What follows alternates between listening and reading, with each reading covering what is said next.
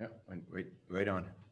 Yeah, I think it's on before you even see that it's on. So you just have to know, basically, as soon as you touch the button, we are live. It doesn't. Sometimes it wants me to put in the information. So, Oh, right. But if it doesn't ask for that, just know yeah. because that happened to me when I was streaming to YouTube the other day. I was on before I YouTube even goes knew on. it. Yeah, Facebook, I have to press go live. Okay. YouTube, you're on. It just kind of goes, yeah. 1 minute until Before I showtime. even knew it. Yeah, Facebook, I have to mute YouTube. Mhm. Let's get the pop-up chat. Close that window. Oh, I need to put a side by side. There we go. That's better.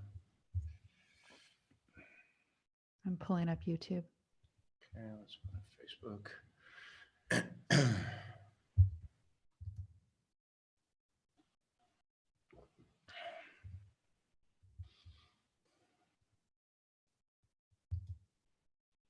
Okay. Yeah, we got some people. We're starting very soon. Hi.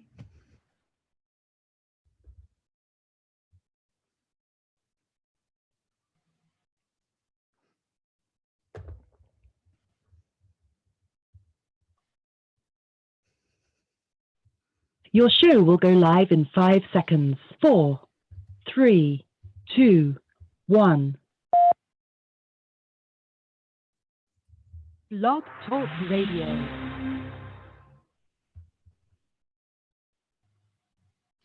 All right, hi everybody. It's Yaron and Amy. No music today. Sometimes it just happens that way. It depends on how the settings are set in advance.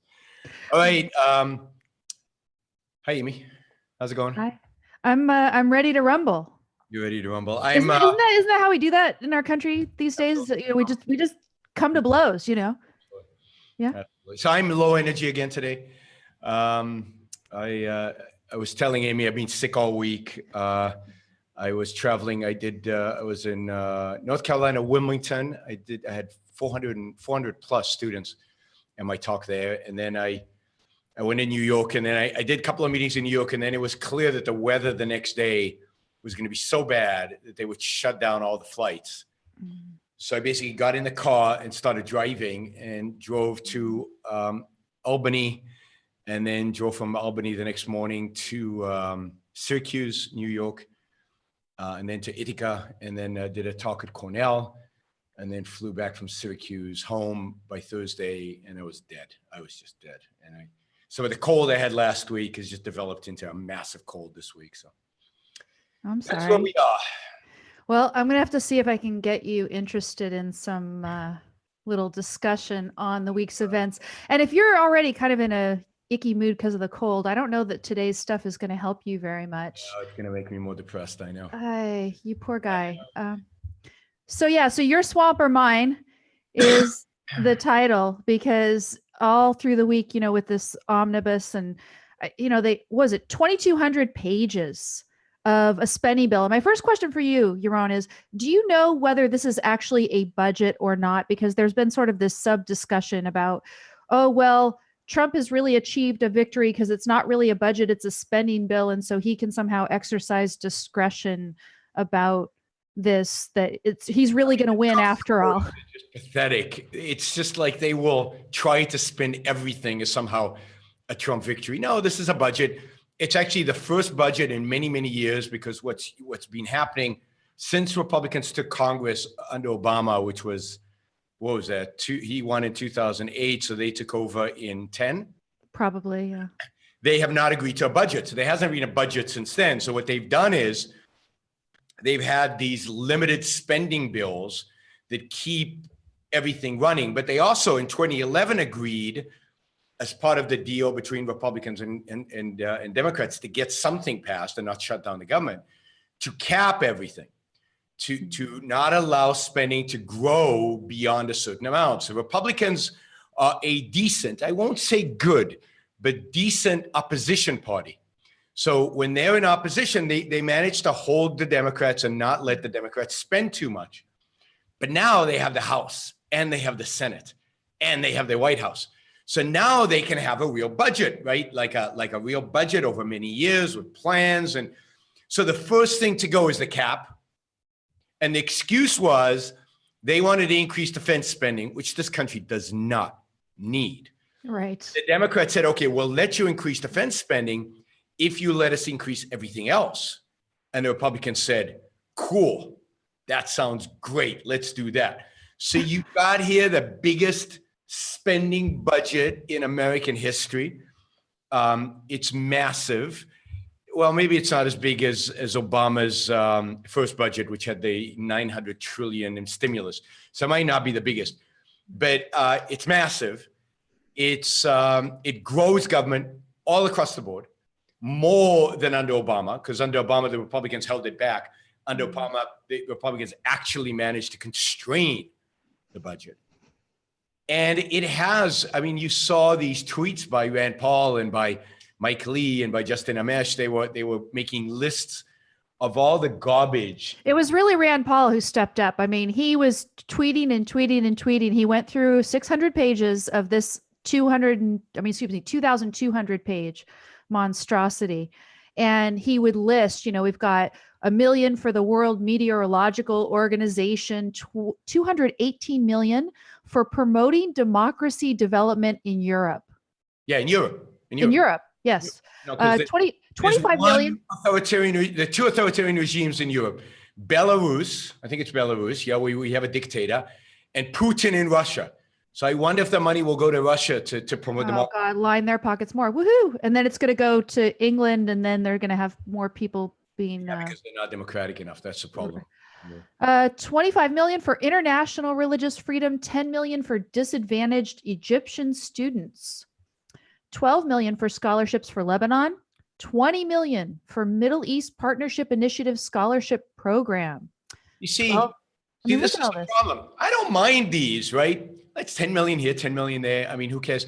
What really bugs me is like 600 billion for Medicare and Medicaid, 600 billion for defense spending when you don't need it. This is like chump change. This is like the pennies in my pocket when in comparison to my net worth relative to what they're really spending the big chunks of. And, you can cut, and this is my problem with Rand Paul.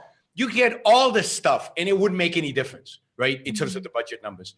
He needs to propose, and he has in the past, but he's kind of chickened out lately, big changes, right? Entitlement reform and slashing, changes to defense spending, cutting defense spending, but emphasizing what defense is really about, which is combat. It's hard for me to look at this though and say, even the 3.5 million in nutrition assistance to Laos or whatever, that's a lot of money to me. Laos, people are starving in Laos. It's good.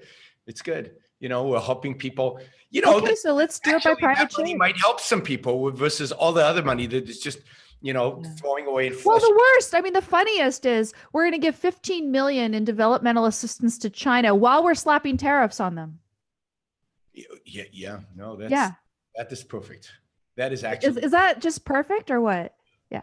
So 15 million to develop China. They need it. There are parts of China that are really starving. And this is a good altruist budget because you can't prioritize an altruist. Who said that people who don't have enough food in Laos are more important than people who don't have food in the United States? So yeah. But and also procedurally, this is a disaster. 2,232 pages, and they were given this huge chunk of paper, and then they had about 15 hours before the first procedural vote on this. It is impossible to read. Republicans, you remember, was it Republicans that accused Democrats of passing bills you couldn't read? Wasn't it Nancy Pelosi who said, we'll read it after we pass it, and Republicans made fun of it? My favorite was Phil Gramm. I don't know if you remember Senator Phil Gramm from Texas, right? Yeah, I like Hillary Care came up. They were going to have it for consideration in the Senate or whatever. And it was this huge, huge stack of paper, just like any of this stuff. And there was a debate, or actually there was just this controversy over whether there were penalties, taxes, that doctors were going to be thrown in jail, whatever. There were certain things in this legislation that any rational person would be afraid of. And so they give it to them. They give them no time to consider it. And they put no page numbers on it. I don't know if you remember this. Yeah. So yeah, this Couldn't actually, yeah. huge stack of paper. So Phil Gramm was awesome. So he gets on the floor of the Senate and he says, okay, well, we have no page numbers, but I'm going to show you where the taxes and the penalties for doctors are and all this. They throw doctors in jail, whatever. And he puts the whole thing on a scale. And he says it weighs, X pounds, however many ounces. Yep. And then if you take, 5 ounces off worth of paper, then there's the first tax, and he reads it, and he goes on and on through. But that's what they, had been kind of, left doing, because here's Hillary, and Hillary, she's got all her tricks, right? But the Republicans complained about that, and here they are doing exactly the same thing. Obama's administration, they complained about it constantly. They complained about it in Obamacare. They complained about budgets, and now they're doing exactly the same thing. They did, by the way, the same thing with the tax code. The tax code was done in committee in secret, and then presented to congressmen and senators without enough time to really debate and discuss and have, it's supposed to be a deliberative body, particularly the Senate, but no deliberation. And yeah, so my assumption is, because I haven't been following the news because I've been kind of sick and stuff, that given that Trump is this anti-swamp president and that he hates the swamp, that he vetoed this, right? That he vetoed it, right? It was the silliest darn thing, because he's out there on Twitter saying, I might veto it. Oh, yeah, watch out. For all the wrong reasons. He was going to veto it because they didn't give him $25 billion for the wall. Not because this is a swamp budget. This is the swampiest budget since the 2009 stimulus package. This is the swampiest ever. He wasn't going to veto it because of the swamp. He was going to veto it because, they didn't give me money to build my wall, my precious wall. It was, he was sort of defending it on Twitter in one of his tweets. And it was, he had to agree to this because they gave him X amount of money. I can't even remember how much it was, some ridiculous amount of money for start of wall. Yes, they gave him. So he got some money for start of wall. But also, what I read was he defended it as, they gave me my military stuff. I get military toys that blow things up. I get to rebuild the military, and I mean, maybe there's enough in the budget. I think there's enough in the budget now to have a parade. Oh gosh! And we're gonna have a parade. That we're gonna have a military parade, Soviet style. Are you serious? Yeah, he wants a parade down Constitution Avenue in Washington D.C. He's been arguing for that for a while, and Mathis is all supportive. And I think this budget gives him enough money to have a military parade in the United States of America, not after winning a war, but just for fun, just to show the world that America's the greatest and we're number one. MAGA!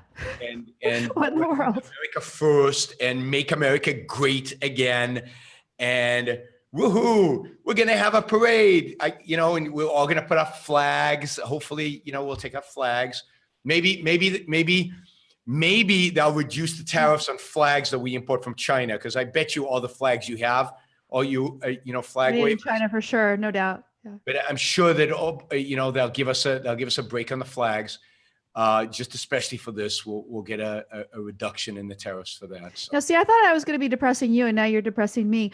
No, you can't compete with me on being negative. Ready or rumble here, but. Isn't it true? I mean, a lot of Republicans will like to hide behind military spending as if military spending is not swampy, but military spending is also swampy, is it not?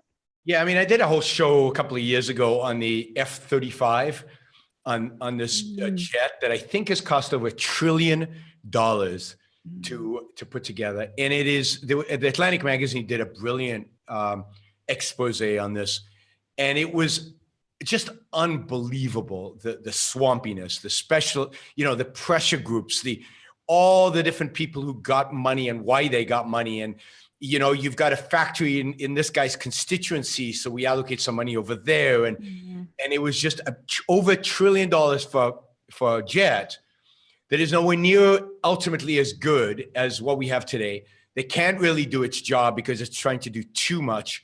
And no, Defense Department is unbelievable. Yeah. So somebody's asking, is foreign aid to Israel swampy? Sure, it's swampy. I'm against foreign aid to Israel. Always have been.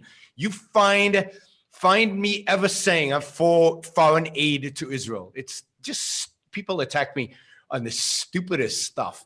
But if you take away I'm going to criticize Israel in a little bit because we've got him in the program notes on privacy. So if you're gonna go after foreign aid for Israel, how about foreign aid to Egypt, and how about foreign aid to Russia, and how about foreign aid because we in Laos and China we've got foreign aid to so-called Palestinians. Yeah. So give me a break. You know. No.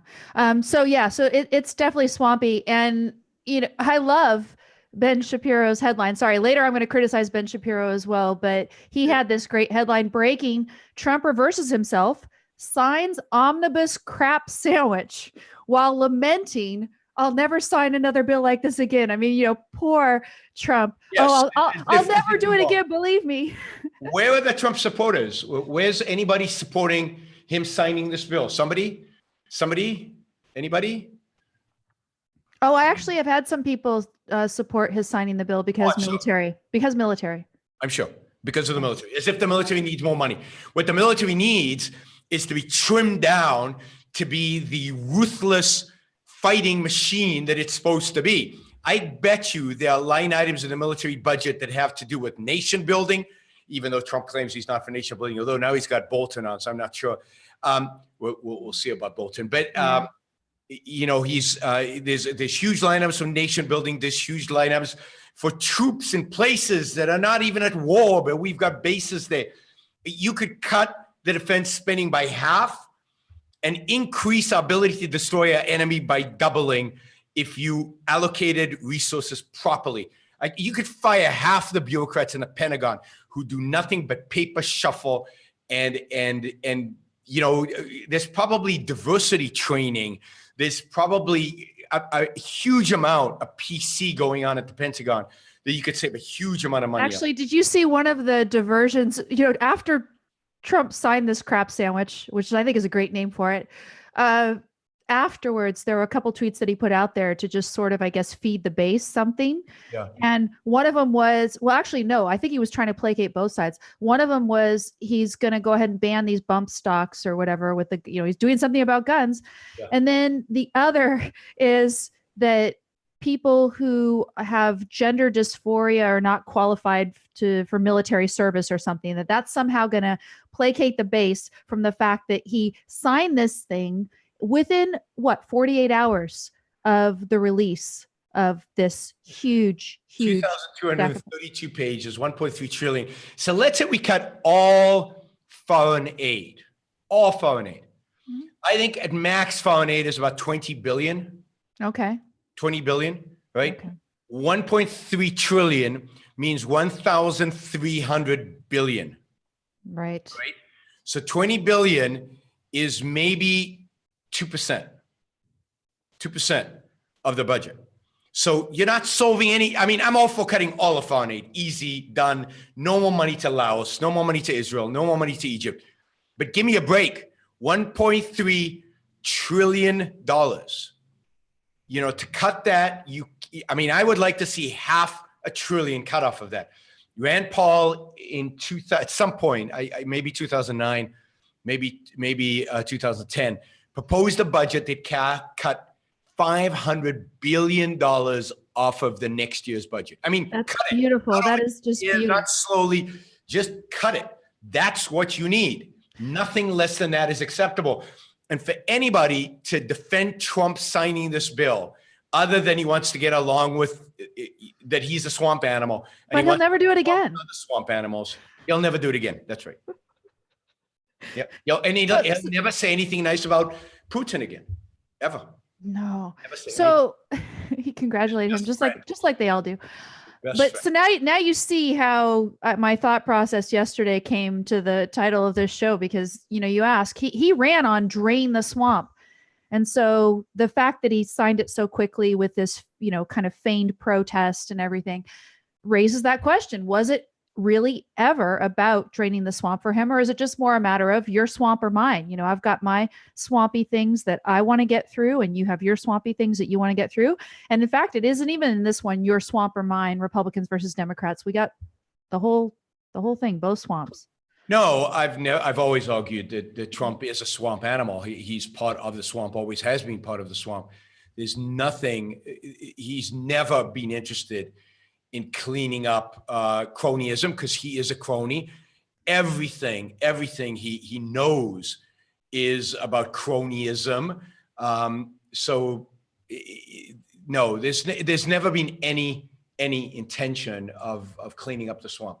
And what do you think of this? What do you think of Amash's tweet? I mean, he actually signed this on the 8th anniversary of Obamacare signing. Do you think that that's just an accident? That's just an accident, but it's funny and it's appropriate. Appropriate, right? Okay, so the appropriate way to look at these budgets is as a percentage of GDP, at gross domestic product. Now, I don't know. 7% is what some people were throwing around the other day, but I don't know. It can be. So budgets today, just over 20%, which it's about being around 20% since the late 60s. It sometimes goes significantly above, like in the 80s under Reagan. It went into 22, 23, close to 24%. Then it went way down under Bill Clinton. Bill Clinton, from a perspective of government spending as a percentage of gross domestic product, has been the best president in a long time. And it went down all the way down to 17% in 2000 under Bill Clinton, which is pretty amazing. And then it shot up under Bush. It went back up to close to 20 under Bush. And then under Obama, it went all the way up to 24%. And it's been going down since, because it was a one-time spend. The $900 billion stimulus was a one-time spend. Right. It's been declining since, and it's back to around 20% of GDP. This is all under Obama. Okay. Right. And now it's going above 20%. Okay. So this is real increase. It's a real increase in government spending. Now I'm on a website. I mean, you can tell me that my numbers are wrong, but it says Bureau of Economic Analysis measures GDP quarterly, revises the quarterly estimate each month, or receives that data. In 2016, the nominal U.S. GDP was 18.625 trillion. So if we take 1.3 trillion, right? 1.3 is not the total budget. We can. So it's the remaining spend out of the annual. Is that the idea? Okay. So we have to add it to whatever spending things that they've agreed to through all the. For example, in fiscal year 2015, the federal budget was 3.8 trillion. Let's see what it is for, let's just put 2018. I don't know if it's updated, but total expenditures are over 4 trillion. With this 1.3, we're over $4 trillion. Okay, so let's see if we do that. I mean, I don't know what the GDP is right now, but we've got this 2016 number. So you said 4 divided by 18.625. And yeah, so 21.4 is what it's giving me, 21.5%. 21.4 is about right. Right. So this is in terms of relative to gross domestic product. This is not the biggest, but it is certainly reversing a trend. Under Obama, under Clinton, it went down.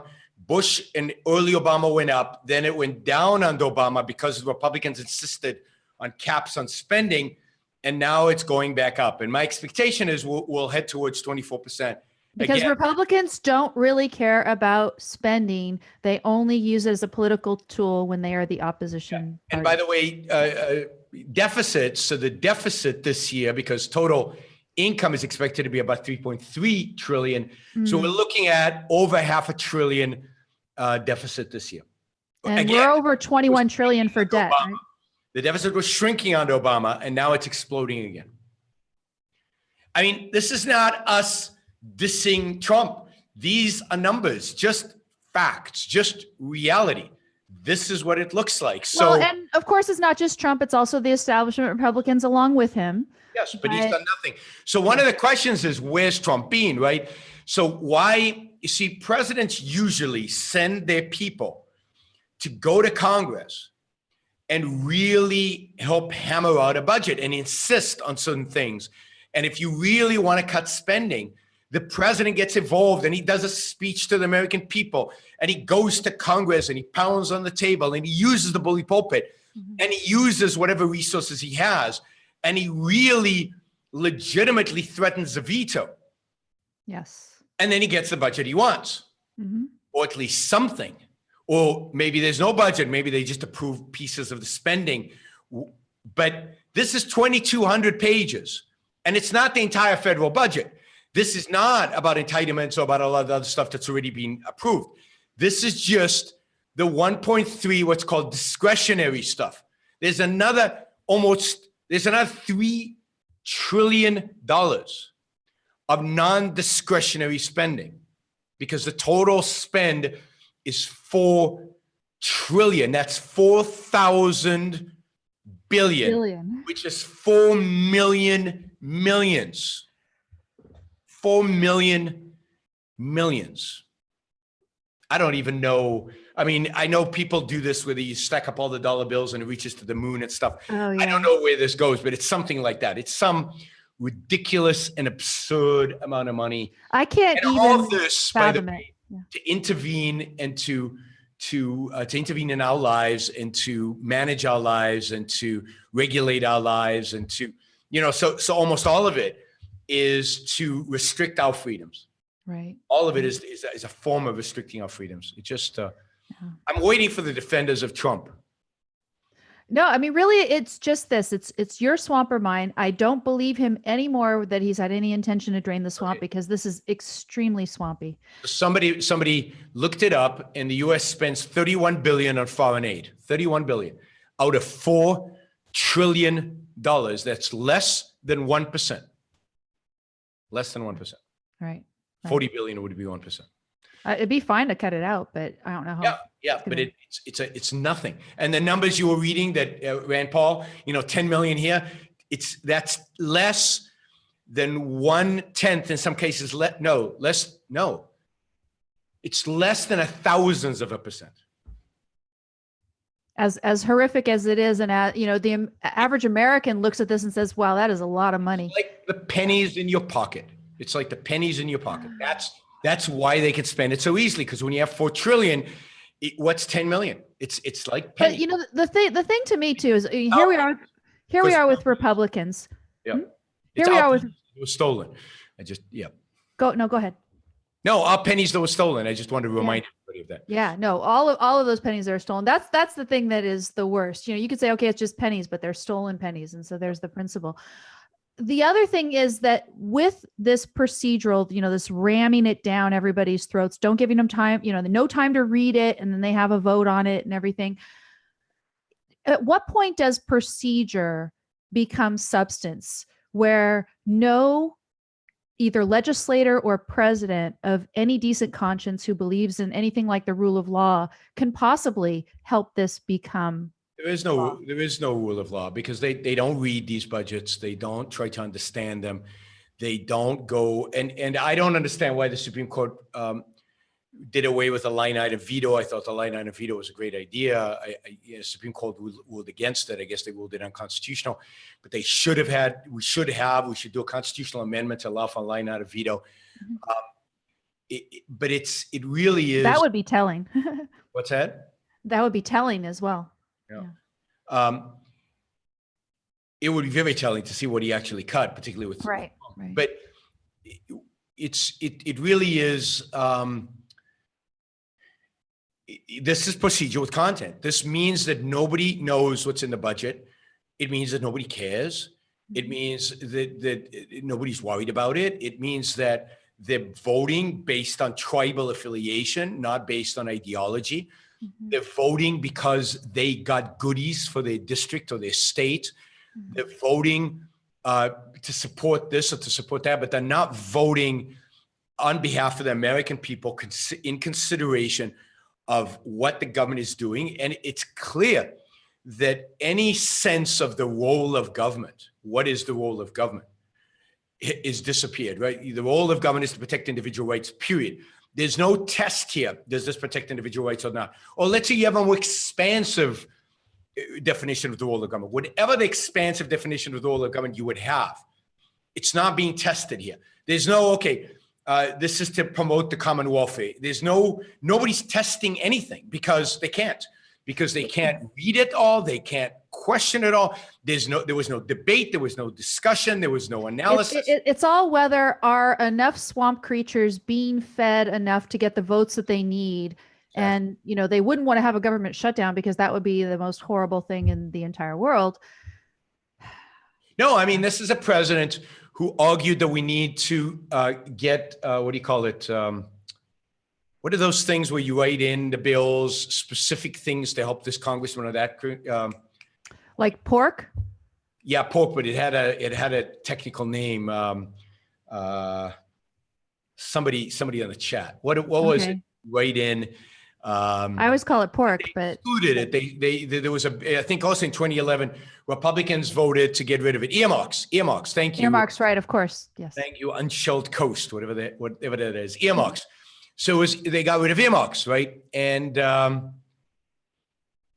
this is a president who said we need to return to earmarks, right? Again, the most swampy thing you can think of.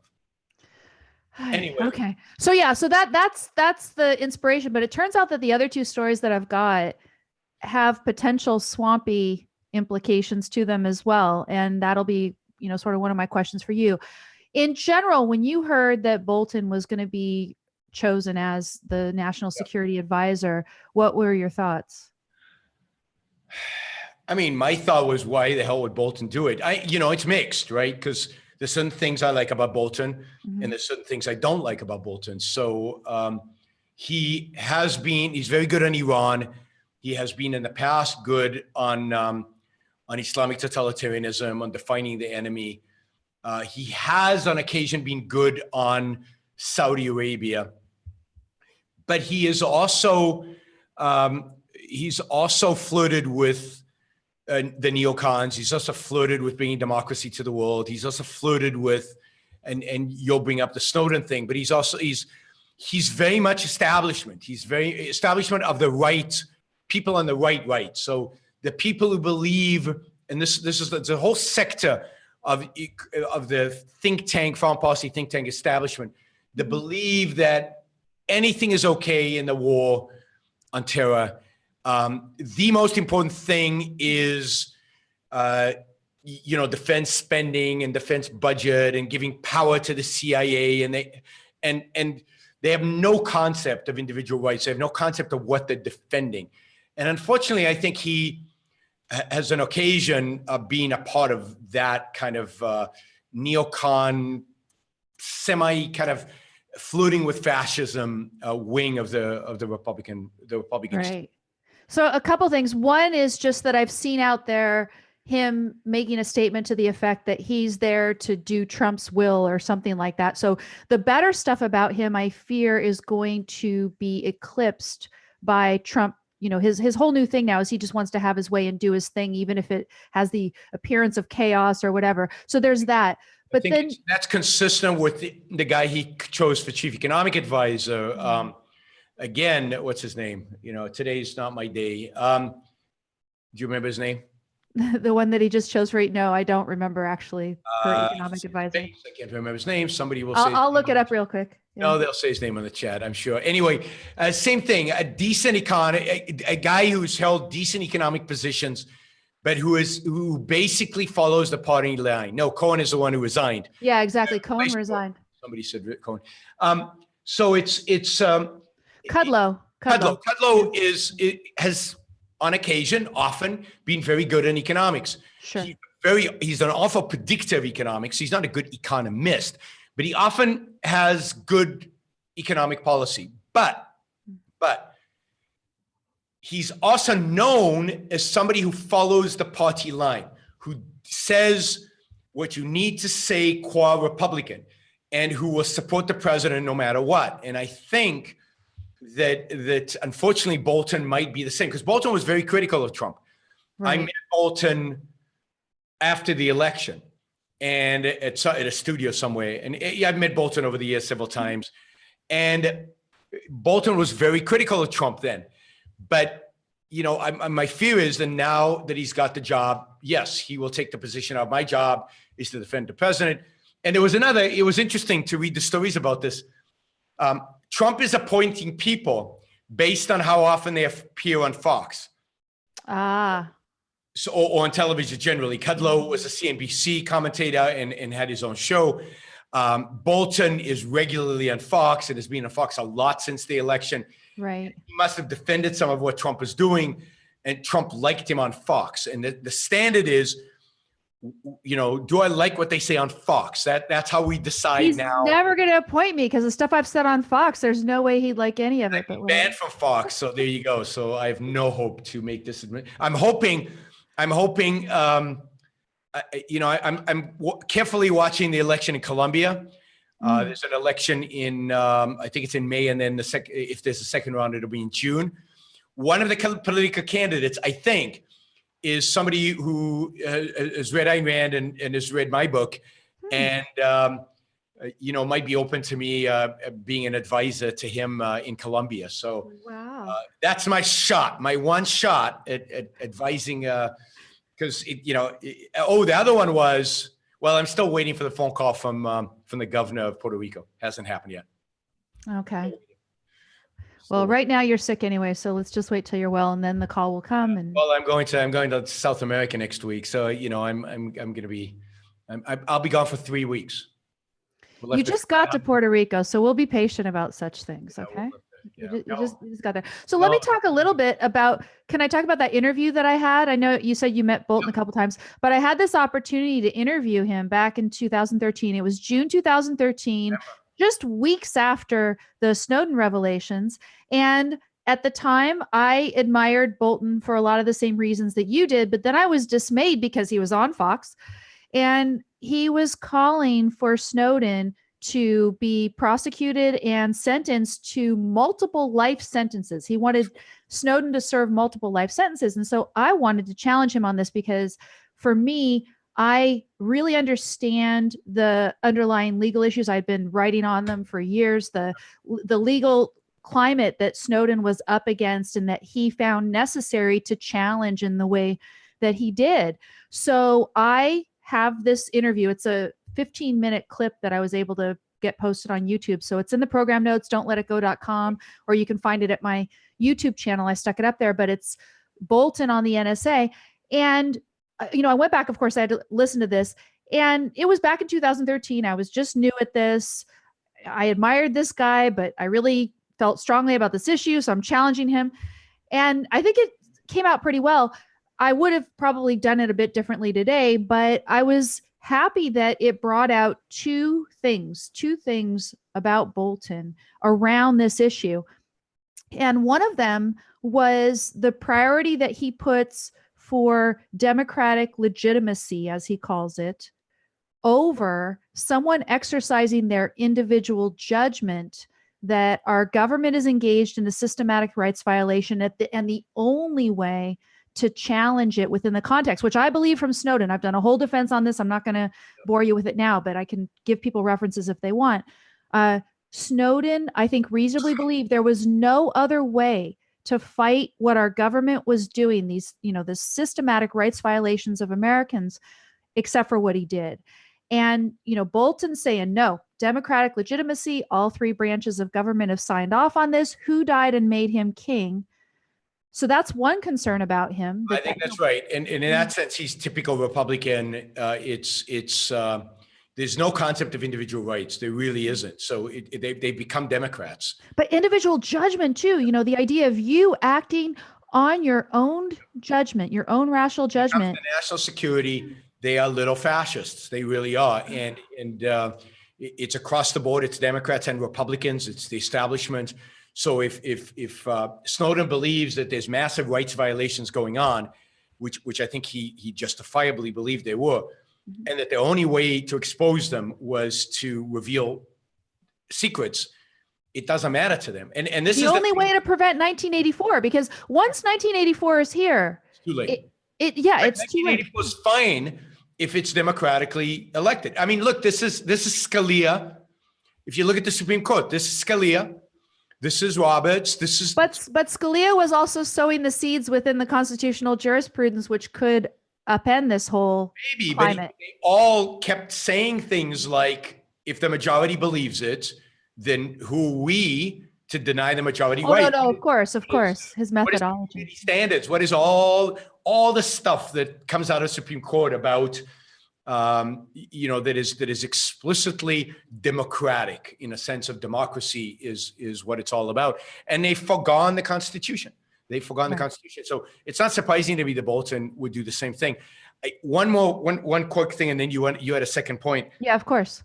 One of the scary things I find right now is that with Bolton as chief advisor, with Pompeo as Secretary of State, Pompeo is on record saying Snowden should be executed. Exactly. And I thought Bolton wanted that too. But when I went back and listened to this interview, I was relieved to find, relatively speaking, that he only wants him to serve multiple life sentences. He doesn't want him executed.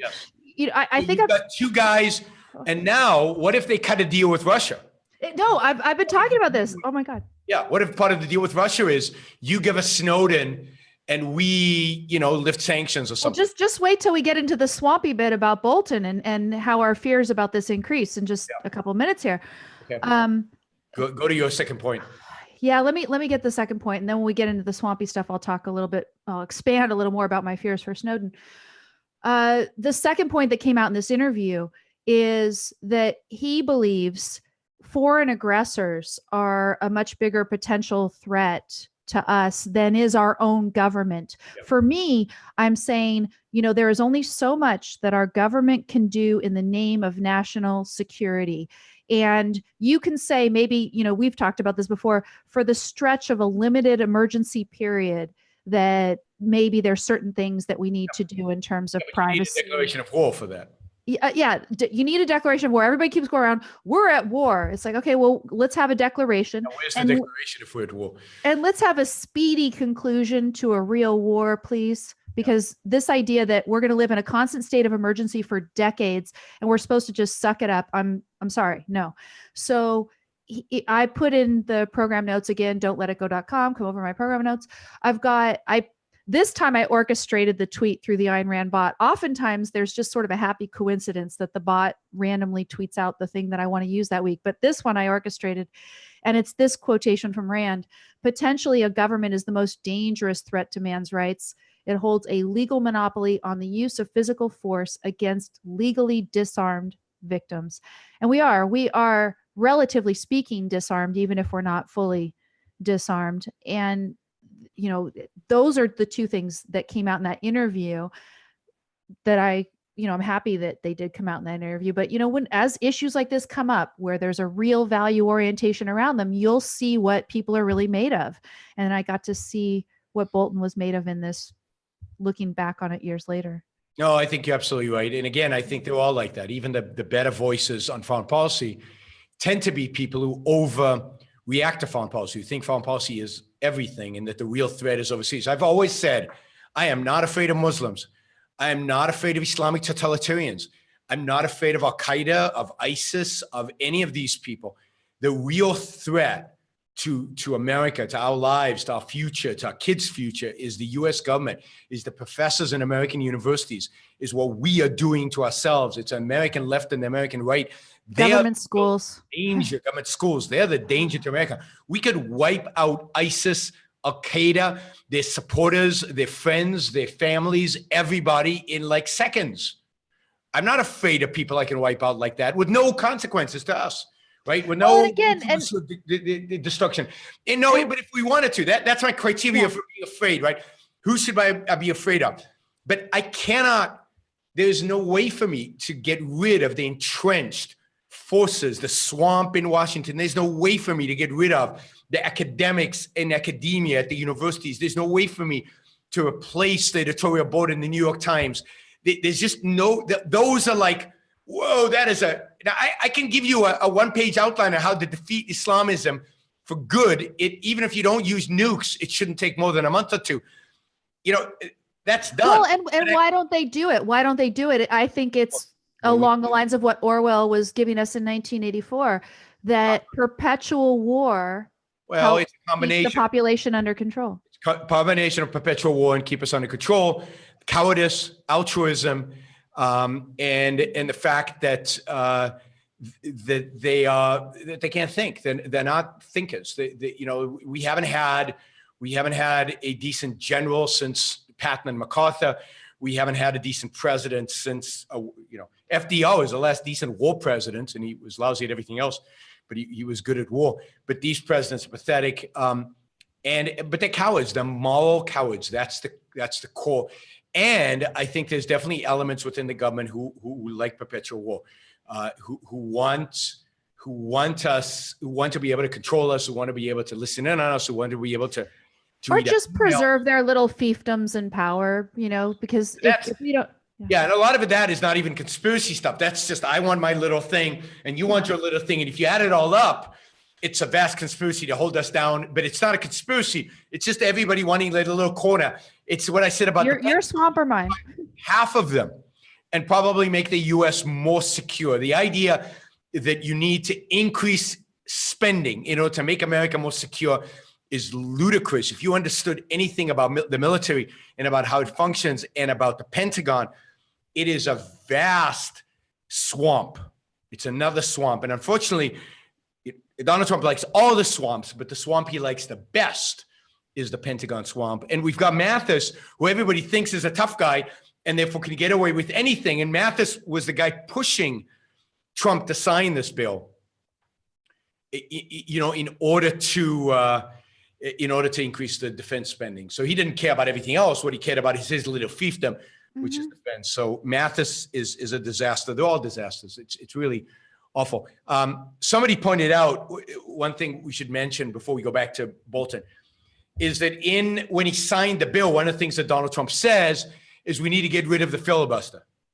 Now, that's great when you have Republicans who you think you can control in the Senate. But when you have Democrats, what if Trump didn't midterm elections to pass everything? Think where we would be today. The whole point of a filibuster is to restrict the ability of government to do whatever the hell they want. The founding fathers were brilliant. They were geniuses, right? They created an upper house and a lower house and a executive branch and a judiciary, each one of which can checkmate the whole process. Yep. And that's the beauty of it. So they wanted gridlock. The whole point is gridlock. The whole point is not to get too many things passed, not to do too much. Yeah. And Trump wants to slowly eliminate any elements that stand in his way to get what he wants done. And that is just getting rid of 60 to 51 is a disaster. Now, Harry Reid got that for appointments and for certain things. Trump now wants to expand it for everything. And this is what the Democrats have always wanted. And this is what Republicans have tried to avoid. And now we've got a Republican advocating for it. So yeah, the swamp is again victorious. No, I mean, even if you could rewrite the Constitution and make it just letter perfect, stating exactly the proper functions of government, limiting to it and everything, you would still need an elaborate system of checks and balances, because there's always going to be somebody who gets into government and tries to expand power beyond what it should do. It should do. Absolutely. The idea that we should keep getting rid of more and more of these checks and balances, which we've been doing systematically over the years, right? So we used to elect our senators by a different process, and we're slowly making that just more democratic. Yeah, more pure democracy. Used to be more assertive in terms of understanding the Constitution, ruling on it. Yeah. So let's go back to Bolton, because I want to ask you about the swampiness that is potentially here in this one NPR article that my friend Benjamin gave me. It's John Bolton's curious appearance in a Russian gun rights video. And it talks about his participation in, sort of a think tank environment about guns and NRA. But let me just draw your attention to the one paragraph that got me thinking along the swamp reign, and tie it into something that you've said before, because I remember, I don't know if it was on a show with me or one of your own shows, that you were talking about the relative freedom in China that you've had versus Russia. Yeah. And when you try to travel to Russia, whoa, big, hassle and trouble. And so there's a paragraph in this article that, and again, not that Bolton himself went there, but he appeared in this video for this Russian gun rights organization. And then they did this whole conference around establishing gun rights. And there's people who are closely associated with government who've been involved in this. And they were saying in this article that if, I'll just actually read you the quotation. The founder of the US-based Second Amendment Foundation, Alan Gottlieb, he said this. He said, "One would have to make an assumption that in Russia, which is a fairly closed society, that if someone was doing this, having this conference, the government wasn't upset by it and knew what was going on." And continuing his quotation, he says, "The feeling that it was sanctioned by the powers that be, so to speak. Otherwise, I would have doubted if it were to have taken place." So they're saying if the government wasn't pro this event happening, then therefore, I would have a different interpretation of it. So I think the government in Russia lets opposition stuff happen under the pretense of, look, we have a democracy. They even have elections, right? Putin got elected to be president. They let Snowden be there. Parties, and they have opposition events and people lobby. But no, the Russian government doesn't want Russians to have gun rights because they would be afraid of that. So, but they're willing to let, and as long as it's controlled, as long as it doesn't get out of hand, as long as they have their agents in it, they're willing to let a little organization promote gun rights. I'm not too excited about Bolton participating in that because, I mean, Bolton's pretty good on Russia, from my understanding of talking to him about it. But he'll defer to Trump. But go on. Maybe, but he was very anti-Putin. He's in his writings, he's been anti-Putin. In his interviews that I've seen him giving on Fox, he's been anti-Putin. So he's been very good, at least Trump's election. He was very good on Russia. So my guess is he's a pro-gun rights thing. He got NRA asked him to do something for a Russian equivalent to the NRA, and he went and did it. It's. Others, the original Flynn, who was supposed to be the national security advisor originally, he was very pro-Russia. He was very aligned with the Russians and had all kind of consulting agreements with them and very dangerous in that sense. I'm not worried about that with Bolton. The real question is, will Bolton speak up with regard to Putin in Trump, or will he follow the party line and be there to protect Trump against criticism? Yeah, and I agree that if there is any, kind of willingness to do Trump's bidding, and you combine that with the fact that both he and Pompeo want to go after Snowden, if they make some kind of a deal and then they bring Snowden here and have a big show trial, and suppose they decide to execute him, I have told people, and I think this, if they do a big old show trial and they execute Snowden, that's the end of the United States to me. It is the end. I don't think they'd execute him, but because I think we have a legal system that won't allow them to do that. But yeah, they'll try him for treason, and if they get him extradited, and I think, and it scares me because Trump is also Trump doesn't care about civil liberties, he doesn't care about individual rights, he doesn't care about any of that. So Trump has said awful things about civil forfeitures and about Snowden and about. Trump is fine with government power. The more government power, the better. The more oppressive, the better. I mean, Trump's a little totalitarian. He just can't get away with it. That's the only reason he doesn't do it. But yes, Trump, Bolton, Pompeo trying to get Snowden, I can see that happening. And I think it's very, very scary. And I think Snowden should be very, very scared. And unless Snowden has something on the Russian government that he can use as leverage to stay in Russia, if I would Snowden, I would see if I could get to China.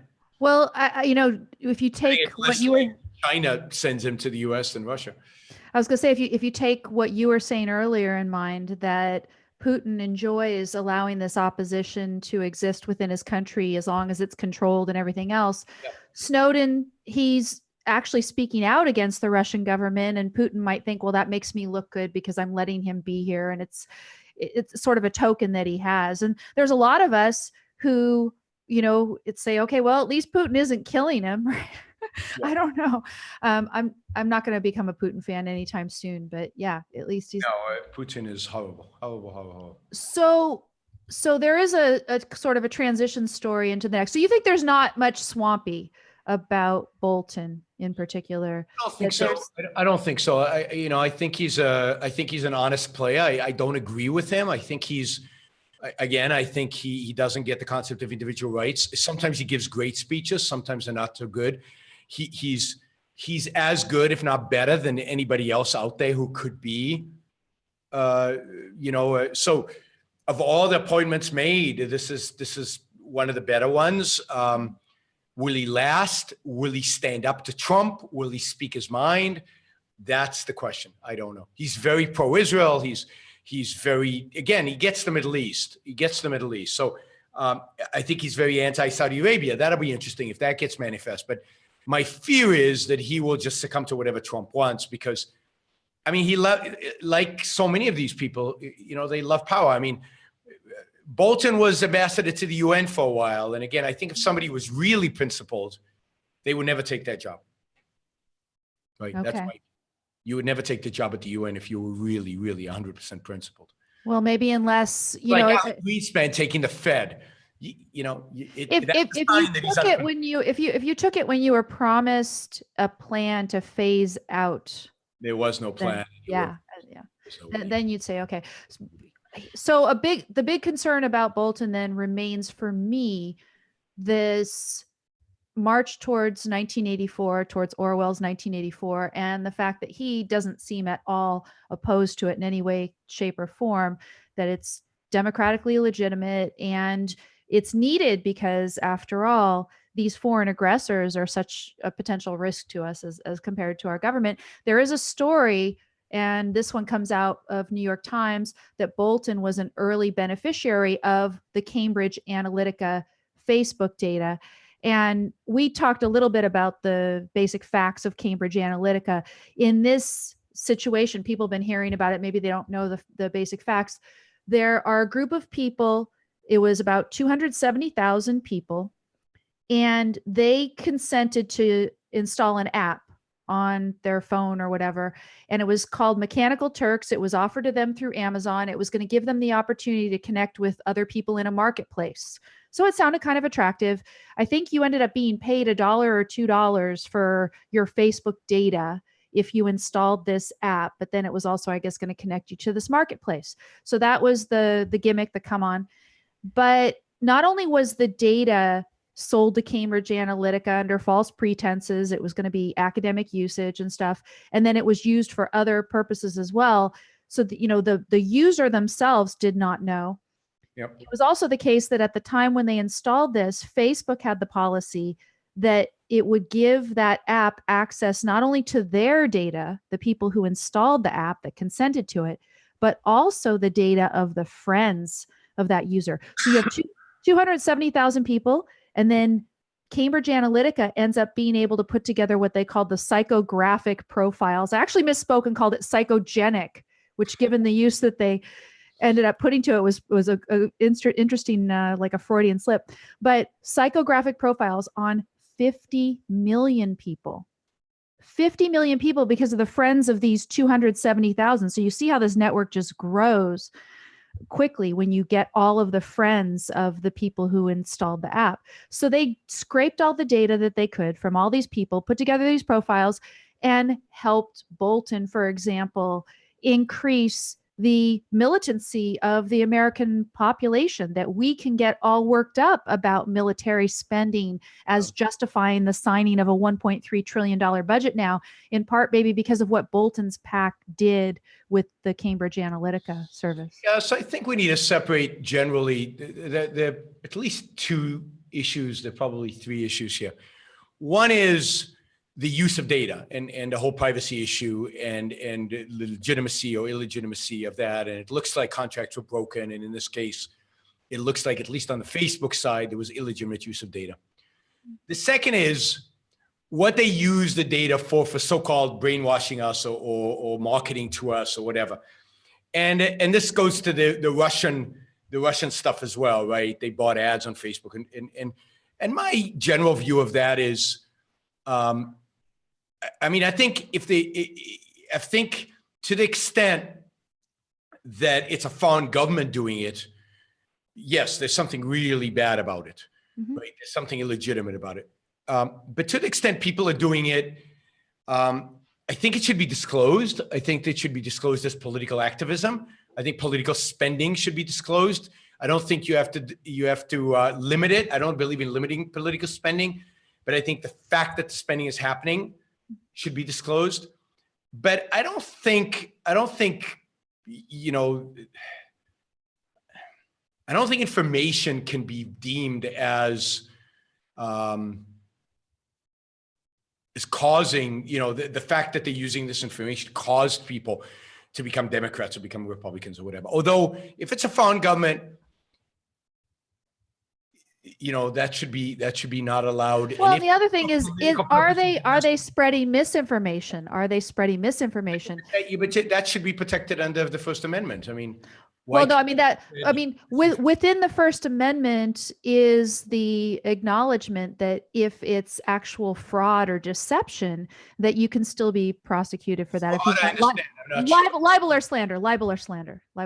Yes, it would have to be libel or slander. I don't think any of these things qualifies libel or slander. If it was some falsehood about Hillary Clinton or whatever, maybe, right? Now it's harder because she's a public figure. She would sue civilly, right? But there's no criminal law that says I can make up a story about the U.S. conspiracy with Russia and something, or the Republican Party or something like that, particularly if it's not with regard to an individual. I can make up any story I want. People have forever.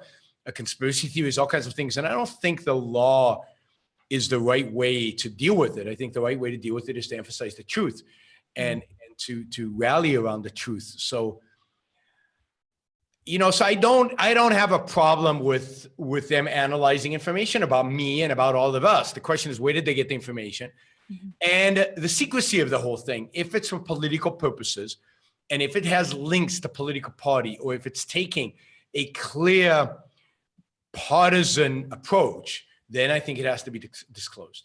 Yeah. And as I understand it, even the people who installed the app didn't have an idea that this would ever be used for political purposes of any kind. But what I find interesting is the Bannon connection to all of it. I don't know if you saw, but Bannon was involved in founding Cambridge Analytica. Bannon was involved in getting the data. Bannon, of course, used the data to try to get Trump elected. And Bannon is now supposedly using the data in Europe to try to reinforce kind of fascist, proto-fascist, political parties all over Europe. So Bannon seems to be the orchestrator. The Bannon and the Mercers. Now the Mercers and Bannon supposedly have had a split, but Bannon continues to work all over Europe. He's taken his shtick to Europe to try to get increased rise in the fascist right all over Europe. So it is kind of interesting that these people are dabbling in politics, dabbling in data collection, dabbling in all these things, and it all kind of seems to center around Steve Bannon. Again, not a conspiracy, just a connection of facts, just some integration.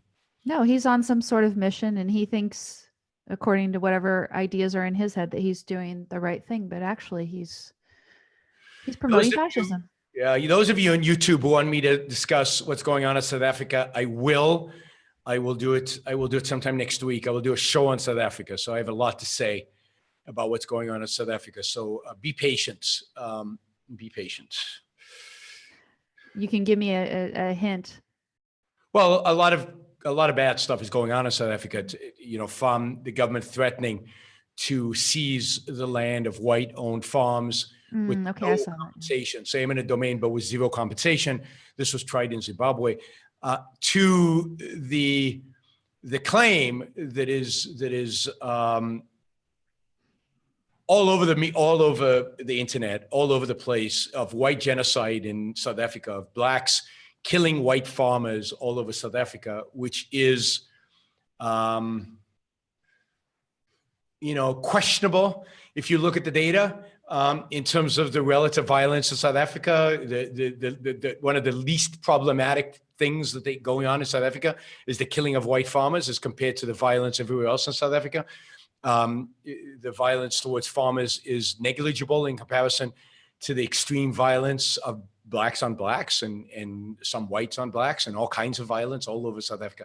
So South Africa is an incredibly violent place, one of the most violent places in the world. But anyway, Okay.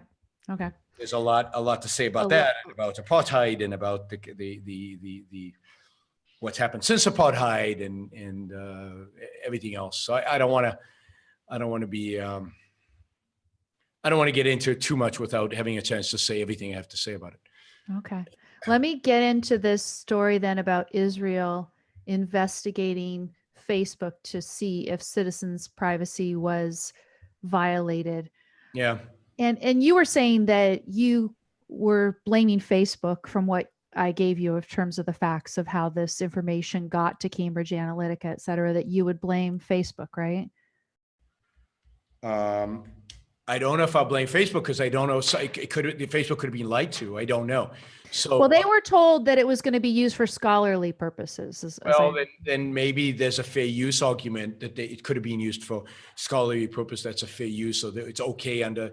Now, you said that Facebook has changed their policy since, because there was mistakes. So they had, look, I'm not going to blame Facebook partially because Facebook invented this space, and it's a new space. When was Facebook founded? Anybody know when Facebook was founded? I mean, it's really only taken off 2006 or something. Yeah, I can't remember. So it's relatively new. It's a new phenomena. Facebook is constantly trying to refine their privacy policies. Have they made mistakes? Absolutely. Have they gone too far in one direction and then gone too far in another direction, and still trying to find the right balance in terms of what's good for the different constituencies and what's also going to profit maximize them? We all cooperate with Facebook voluntarily. None of us actually read the privacy things that with, the terms and conditions. So who are we to complain if we don't even read the stuff? No, I don't blame Facebook. I mean, on a certain level, I think you can complain, if they put something really outrageous in there that no reasonable person in our situation, you bring in the reasonable man standard in the law. And it seems to me that the thing they changed, that it was probably reasonable, that they couldn't imagine somebody doing what was done with the data, and then they fixed it. So, I mean, Zuckerberg is not an idiot. He's not a megalomaniac. He's not trying to control the world. He's not trying to use this data. I mean, he wants to take over the world. He wants to take over Google and Amazon. He wants you to live on Facebook and do everything on Facebook. But, and he doesn't, and he's not a big believer in privacy in a sense that he thinks that people really don't value privacy as much as they claim they do. And he's right. Look at all the stuff that people put on Facebook. I mean, I never put anything personal on Facebook, but look at all the personal stuff people do put on Facebook. So you get a sense that people don't care about privacy. And he's right about, it seems like he's right about that. So I give them a lot of leeway, and I give them a lot of credit for creating something that nobody could have imagined, and for feeding a desire that people had that I could have never imagined people would have, of putting, their cats' videos online and then commenting and telling people what they're eating for lunch and what they're eating for dinner, and what they're feeding their cats, and not pineapple pizza, not debating the merits of pineapple pizza. I mean, I couldn't imagine anything like that. And he did. He imagined it, and he created it, and he built it, and it's massive. It's one of the biggest companies in the world, and good for him. So I'm a huge fan of Facebook, not because I like the company, but because it obviously fills a real niche, a real desire out there. So let me kind of give also my defense of Facebook Zuckerberg in this space as well. The first pass response that they had to the whole Cambridge Analytica story was that all the transactions were consensual. And in particular, even the friends, right? The friends whose data was scraped. Again, think of 50 million people, and only 270,000 of them had consented to installing this app in their phone. And nonetheless, Zuckerberg said, hey, no, this is consensual. I think that he reasonably sort of absorbed this from the overall legal environment, because if you have listened to me for talk on and on about privacy for years, there is in constitutional law the third party doctrine, and it says once you share information with a third party, you give up any reasonable expectation of privacy in it. And so the government can obtain that information from the third party without a warrant. And it has seeped, I think, into everybody's mind that once you put information out there or just give it to some individual or company for a particular purpose, that in effect, you should just kiss it goodbye and give up any sort of claim that you have to that information not being used for all sorts of other purposes. And why would Zuckerberg not absorb that idea as well from the law that's around him? Right? Yeah, no, I think that's absolutely right. So I think the Supreme Court has really screwed us. They've got an opportunity later this year to fix it, but I doubt they will. Brian on the chat here says that if you want to know what Facebook has on you, everything they know about you, you can go to Facebook settings and download a copy of your Facebook settings with the link. And that'll give you everything Facebook knows about you, and therefore everything Facebook could potentially share with others. And you can go and you can delete stuff. You can decide what is available on Facebook and what is not. Yeah. Yeah. I mean, I have people go for one extreme. They say, if you put anything in Facebook in any context, whether it's messaging somebody or whether it's posting to simply your friends or you've got groups or whatever, anything, you should just assume that the NSA is automatically reading it. And I'm not quite that skeptical yet, but de jure, in terms of the law, yeah, NSA could get that because, without a warrant, and under a Bolton in particular, Bolton thinks it would be necessary for national security. Yeah. Bolton and Pompeo are huge defenders of the NSA, huge defenders of the CIA, huge defenders of I think warrantless searches even by the FBI. So in the name of national security, there are no limits now within this administration. The woman who's going to run the CIA now. Look, I'm not against the black ops stuff that the CIA did after 9/11. Indeed, I believe we should explicitly make it legal to torture people.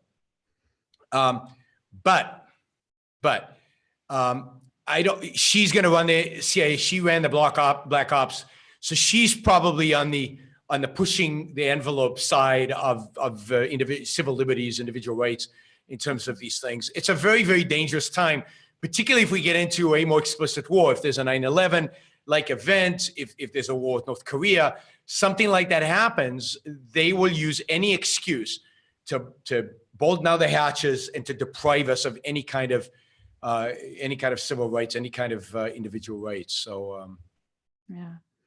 So let me get into this Israel investigation of Facebook a little bit, because I just have one thing that I want to say. They're going in there and trying to see if Facebook did anything wrong. And I take your view overall in terms of Facebook trying to find its way in this space and that it's earnest. Well, it invented this space, right?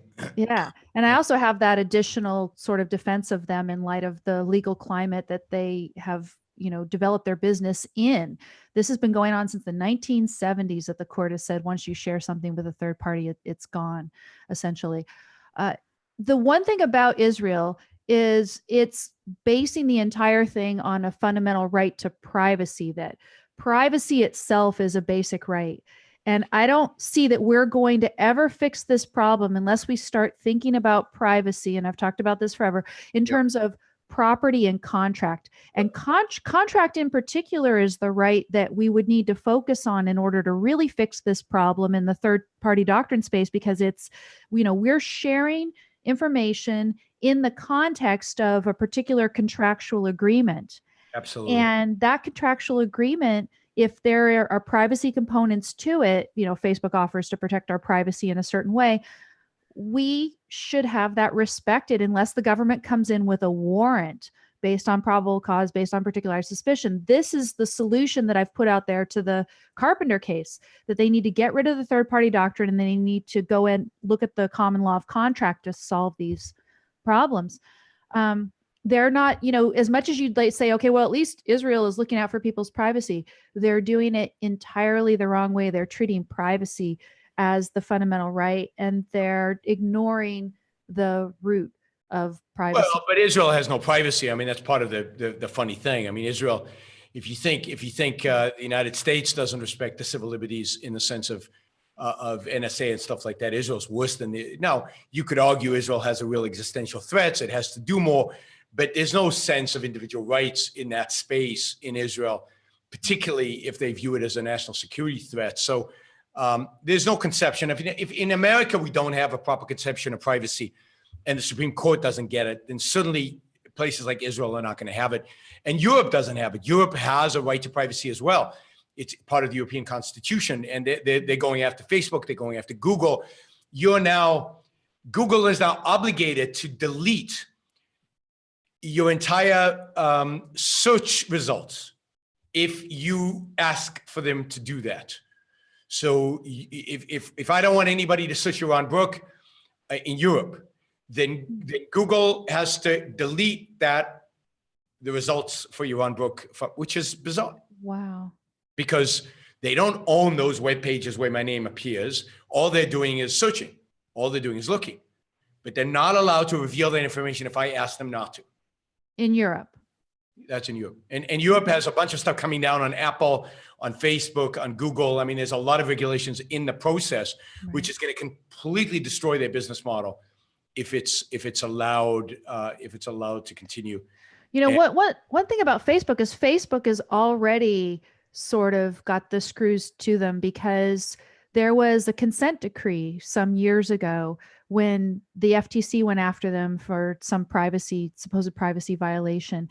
And they already, the FTC had decided that they were going to go ahead and control them for the next 20 years, have control over their privacy policy. But then within that, if there were any more privacy violations, that they would take control in some, privacy policy aspect forever. Yep. So they've already, got issues in this. And yeah, I'm afraid like you are, but I would defend them. Again, I think that the problem is the overall legal climate, the legal treatment of privacy, that Facebook was acting reasonably as as an innovator within that legal climate, sort of groping and trying to figure out what it is that they want. And that we don't care as individuals. I mean, if we cared, we could force Facebook to do something differently. I mean, it's a market, privacy is a contractual issue.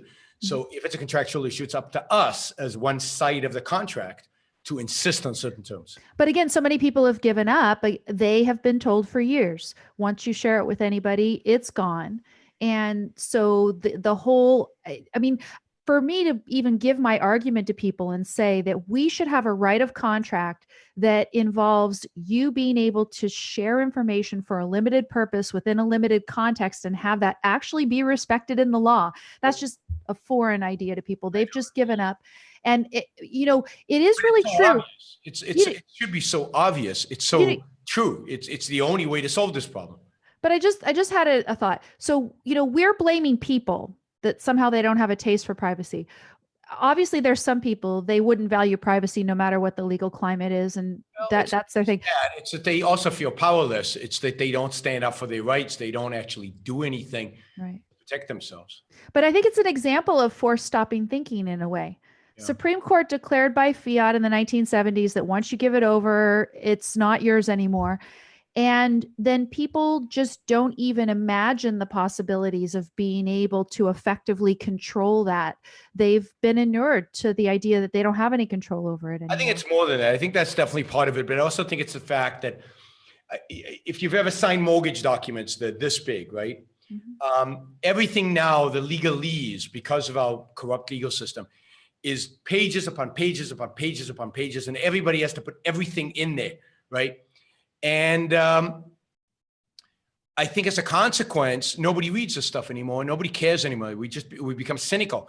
And I think that's a response to too intrusive a government and to legalese. Gone are the days where you can cut a deal on a handshake or one-page document. Today, the lawyers have basically completely corrupted the system. The lawyers who are the legislatures, most legislators are lawyers. And it's not an accident. And then in the profession. So today, there is no understanding of a liability law. There's no proper liability law. There's no proper anything. There's no proper contract law. So everything gets stuffed into a document. And the consequence of that is nobody reads. I don't read any legal documents. It's ridiculous. And of course, it could be signing away my life, and I don't know because I refuse to read them. It's ridiculous. It's gobbledygook. It's not written in English. It's impossible to understand, and it's lawyers making jobs for themselves, ensuring that they actually have something to do and get paid for.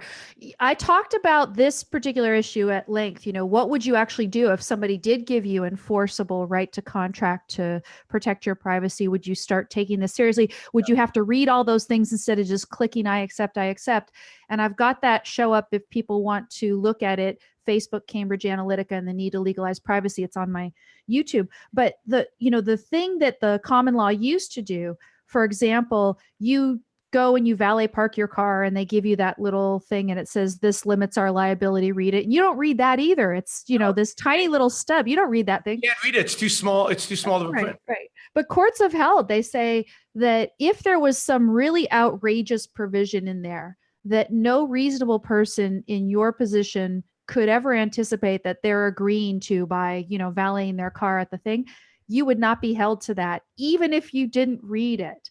So there are tools that we can use. The government could provide default agreements so that, this is default agreement A and this is default agreement B, and then everybody can educate themselves one time and not have to read separate ones. The government doesn't do anything productive. No. I mean, copyright law is a default of a certain kind, right? It's a type of arrangement that we can make. They give you a very standardized default, and it's a beautiful thing. We could do that in the privacy space as well. But nobody wants to think hard about these issues. They'd rather just say pragmatically that there's this fundamental right to privacy that's balanced against the state's interest in whatever it is this week, usually security. Very depressing. So here's how about we take this last story about suicide and do it next week. The suicide one next week, you mean? Yeah, the suicide. Okay, so then let me just give you another swampy story then. And then we can somebody's asking if we like pets. Amy owns a dog. Amy has dogs. Two dogs. She used to have 3. She has 2 dogs. So Amy likes dogs. I don't like pets. Don't like cats. Don't like dogs. Don't like mice. Don't like hate rats. Does anybody have a rat as a pet? I don't like pets. Like, we're humans, they're animals. There should be a space. They belong outside. We belong inside. That's my view. Yeah. I mean, I've had a dog as an agility athletic partner. So that's a little bit of a different. Don't apologize for liking dogs. It's a virtue to like dogs. Just because I don't like dogs doesn't mean you shouldn't like dogs. No, it's kind of a different experience to have them as an athletic partner. But you must have had them as pets with, you've had a pet with dog. Leonard. Yeah, definitely. I've liked him for quite a while.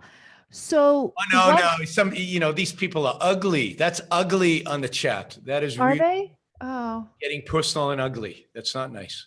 Okay, that's so sad. I'm not going to say what he said because I'm not going to repeat it. Go ahead. Oh, so it was some kind of ugly thing against me. He probably didn't. No, not against anybody. It was against me, but not against anybody. Something about my not liking pets. So, where in your life would you have the ability to properly care for a pet with your lifestyle anyway, Yaron? I mean, it would be cruel, I think, for you to have a pet. On airplanes with me. That's true. I did that a lot with mine. Like they could leg around in the. Just don't let the stewardess put it in the overhead bin. Cold of Syracuse and Ithaca, New York, where it was in the 20s and snow everywhere. Yeah, I could take a pet on that. No, I mean, it's not a matter of lifestyle. I've never had pets. Didn't grow up with pets. My parents didn't have pets. I just don't get it. It's like, anyway. And my wife doesn't like pets, so it's perfect. She liked a rabbit for a little while that I recall, but but it was outside. Yes. Outside. Yeah. It was very cute. Okay, so one more swampy aspect, which is Elon Musk, and I just kind of laughed at him, right? So virtue, because it's not really virtue. I think I would defend Facebook. Virtue signaling by Elon Musk. He deletes the Facebook account for Tesla and SpaceX as if he's some noble person. And my whole comment was, yeah, but he'll still be happy to take government funding for his pet projects, right? Because and he's got a bunch of other companies that he hasn't deleted from Facebook.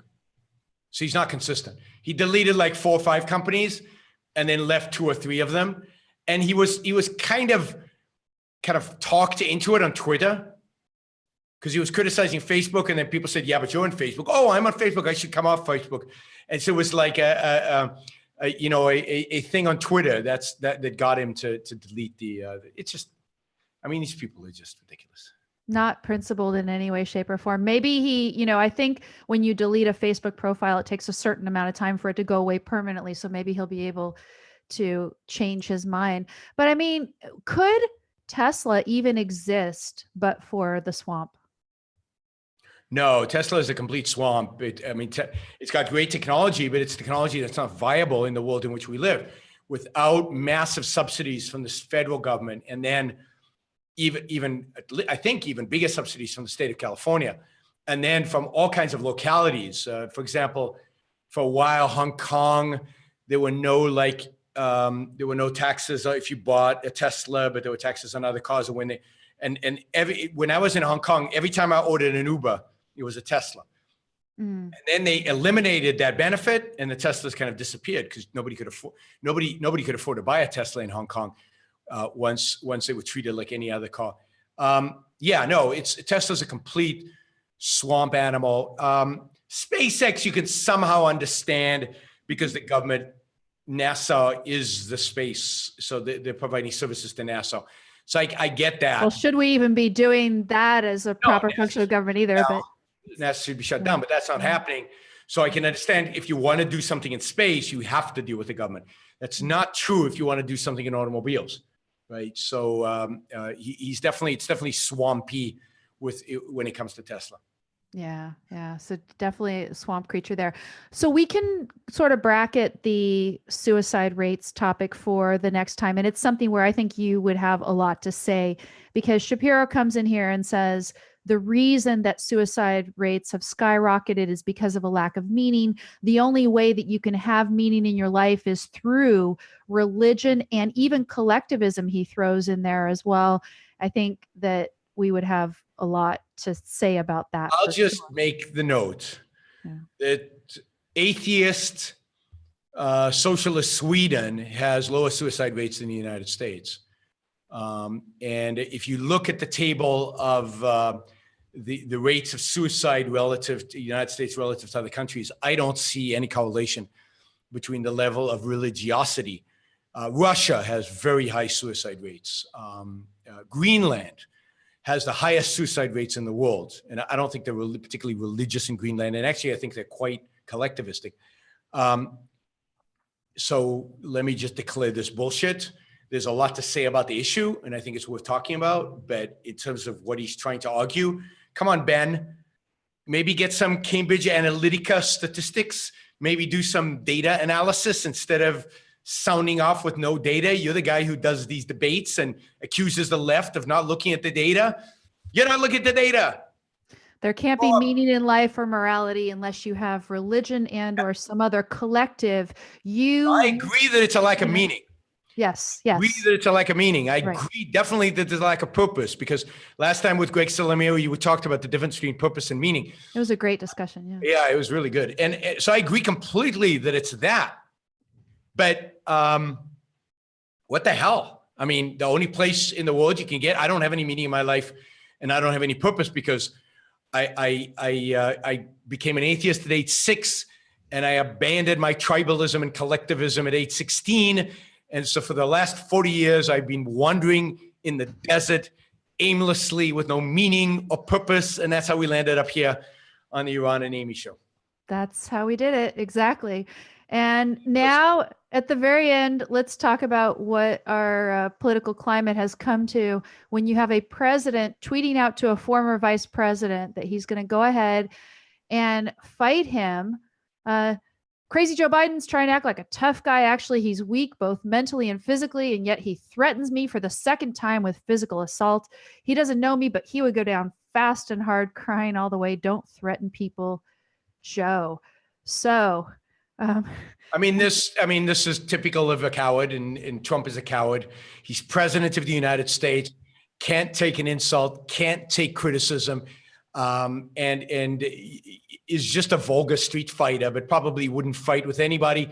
He was tough with the leader of North Korea, but then when North Korea said, let's meet, he jumped on the opportunity. He's tough on Congress, but then when Congress gives him a 2,200 page budget that he cannot read, he signs it and doesn't veto it. He was tough on building a wall, and Mexico is going to pay for it, but Mexico doesn't want to pay for it, so they won't, and a wall is not getting built. Who else was he tough on? He's been he's been tough on China. Maybe we'll get some tariffs on China that will hurt us more than they'll hurt them. Iran. Yeah. We're still in the program with Iran. We'll see with Bolton what happens with Iran. That one might be the one area where better things will happen. But the point is, I actually think it's more dangerous to sometimes have the right policy with the wrong guy than it is to have the wrong policy with the wrong guy. Because let's say we withdraw from the treaty with this agreement with the Iranians. What'll Trump do? What's he capable of doing? What will he do? Why would he do it? What will happen? I don't trust him with anything, never mind Iran. So I don't know. Unfortunately, I don't think we'll get anybody better. But I'm hoping that in 2020, some Republican out there will have the balls to challenge him and maybe win. But but at this rate, I think it's either Trump or some crazy lefty. So I think we're screwed for a long, long time. Maybe it would be interesting if Ben Shapiro runs for president, because he said he might in 2020. Oh, wow. Okay. Ben Shapiro runs for president in 2020. What will my position be? Can I back? I mean, that's the question. Can I back Ben Shapiro versus Trump? I mean, my sense right now is absolutely. I'm really excited about Ben Shapiro versus Trump, but when I really dig in, what's going to be? Is he old enough to be president? I think he will be in 2 years. I don't think. Okay. So he's getting there. I think you have to be 35. Yeah. I think you have to be 35. What if Mark Cuban runs? I mean, at this point, I have to say that short of an Elizabeth Warren type, I'd pretty much vote for anybody over Trump. So for all of you Trump supporters out there, I think short of a Elizabeth Warren crazy lefty, or a even worse fascist on the right, I think I'd vote for anybody over Trump at this point. I voted for Gary Johnson. Imagine if we'd had Gary Johnson. He's kind of hopeless, but what do you think? He's hopeless. He can't win. You have to. No, think. I know he can't win. I mean, Nikki Haley. I like Nikki Haley. I kind of like better than. Oh yeah. So there's some people out there, but nobody's going to run against Trump. They're afraid of him. No, I think Ben Shapiro has the guts to do it. I think I would support him just for the fun of it, because Ben Shapiro would run circles around Trump. He is like 1,000 times smarter than Trump, and I don't think he would assume he's going to win, so he would go into it just to run circles around Trump. And I think it would be hilarious. I mean, the American public would get quite an education if that happened. Yes, at least on capitalism, they'd get a bad education about everything else. And that's why I hesitate about Ben Shapiro. He is awful on religion. He is awful on abortion. He is probably bad on some of the civil liberties issues. He is just awful on so many things. Economic liberty is the only thing he's good at. Everything else he's really bad. So that would be that's the challenge I would have with trying to, but I think it would be really entertaining. I'm hoping that you and I can have the discussion. He's agreed to speak with me as well, but we just got to get it together. So Dave Rubin, if you're out there. I'm going to do a video responding to the video that he did, responding to my video, responding to him. So we're going to continue this video exchange of critiques of one another. I'm hoping to do that this week if my health pans out, because I fly out again on Monday, and then and then on Sunday I fly for 3 weeks to South America and to Europe. By the way, if you're in Argentina, Brazil, Serbia, Hungary, Ukraine, Russia, I will be coming to your, not Russia, sorry, Georgia. I will be coming to your country and I will be giving talks. So look it up on my website, yaronbrookshow.com. And by the, oh, I mustn't forget, Tuesday, this coming Tuesday at University of Central Florida in Orlando. It's me and Dave Rubin. So please come. It'd be great if it was standing room only. If you live in Florida, drive. We'll make it a happening, like an event thing. Come to Orlando. I'm going to be driving in from Jacksonville because I'm giving a lunch talk in Jacksonville. So if you live in Jacksonville, look it up. Maybe you can come. I'm giving a lunch event, a lunch talk in Jacksonville. Then I'm driving down to Orlando with a friend who's driving me, and we're going to do the Orlando thing. And join us. It's going to be a party. It's going to be fantastic. Dave's going to tell jokes. I'm going to try to stay serious. We're going to discuss ideas. We're going to take lots of questions for the audience. Who knows? Maybe Antifa, somebody will show up. I doubt it, but maybe. It could be a lot of fun. So it's not that far of a drive from Jacksonville. It's certainly not far from Tampa. It's not that far from, it's far from Miami, but what the hell? Get in a car and drive up and do your duty. We'll have a good time. Yeah, it'll be a good time. It'll be fun. I'm not traveling anywhere, but there is potential that I'm going to be on Tucker's show again this week, being the atheist, debating someone who's critical of atheists. Yeah. He seems to really take note, right? Because I don't think he's used to somebody coming at him with kind of logic and not being frazzled. So it should be fun. So come, and then so I'm flying on Monday. I come back on. So I might do Wednesday night and Thursday night. I'm gonna try. I want to do one show on South Africa. Robert Reich. Oh right, yes. I want to do one show on what's his name on I just mentioned Ben Shapiro, and then I want to cover South Africa.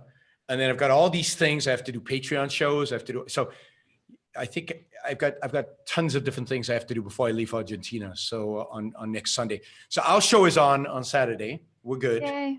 Yeah. So we'll do Saturday. Sunday I'll do a show before I fly out to Argentina. So all right, everybody. You're amazing. You're a machine. Thank you. I said you're amazing. You're a machine. Thank you. Everybody go to Amy's Patreon page. You can support her and her show. It's got a really pretty graphic right now. It's fun. I've got a little picture and it juxtaposes with my little cutout of Plato and Aristotle from the school in Athens in the funniest way. Just go there just to look at it. And go then to of course, patreon.com/Amy Peikoff. That's right. /Amy Peikoff.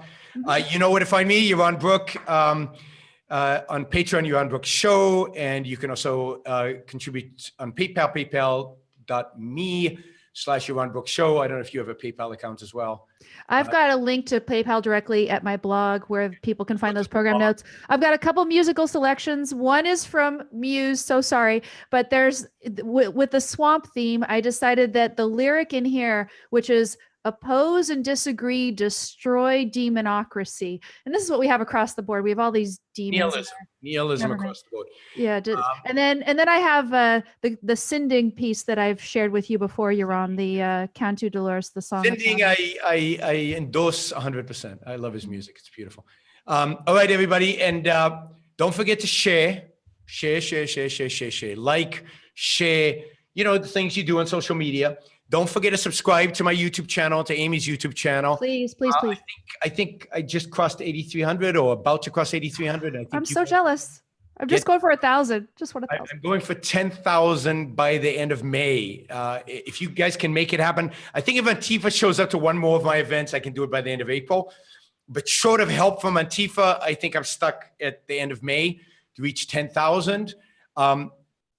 And really, the magic number is 100,000. That's the real number. His birthday's in May, so do it for his birthday, okay? There you go. Mine's in June. I'll be in Israel in May, so all of you anti-Semites can rejoice for that one. There's a bunch of them online, so what do you do? Good. Thank you, Yaron. Yeah, this was fun. You had more energy probably than you thought again, which I love. Yeah, I've got to do one more thing today, and then I'm gonna collapse. Okay. All right. Bye, Much everybody. needed, much deserved rest. Take care. Talk to you next Saturday. Bye. Excellent. I had one more thing, which I forgot. Okay. I'm Sure. interviewing Ilan Juno tomorrow. Oh, yes. I'm interviewing him in his new book about Israel. Israel connected finally with me. So tomorrow, Israel, what America's attitude should be toward Israel, how to evaluate the Israeli-Palestinian conflict, or what I like to call everything you wanted to know about the Israeli-Palestinian conflict, but were afraid to ask. Beautiful. Cool. Excellent. All right, that's tomorrow, same time, same place. Have Talk a to good you. rest. Bye, Amy.